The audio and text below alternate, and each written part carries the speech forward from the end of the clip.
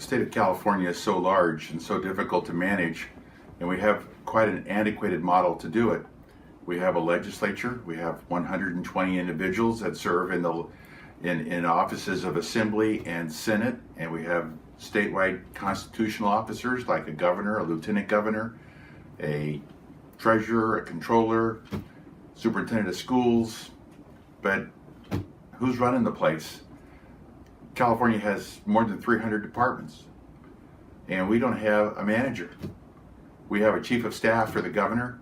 We have legislators, but legislators don't manage other than through legislation, which is a pretty awkward way to manage, to have to do a bill which takes a year to do in order to tell a department what it should be doing when a department head should have already known that's what they should be doing anyway.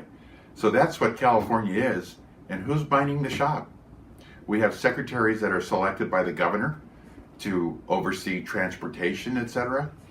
But when was the last time you saw a secretary do anything to replace a department head when a bad audit report showed up?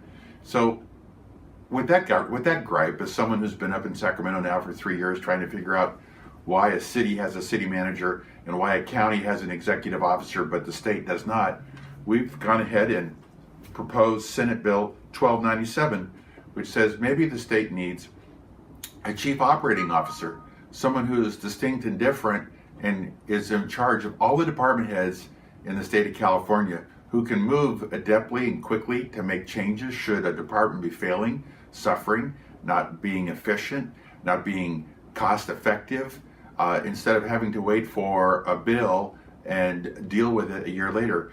This is just good basic management for a state that's bigger than countries, that needs some kind of administration that will keep the ship going in the right direction.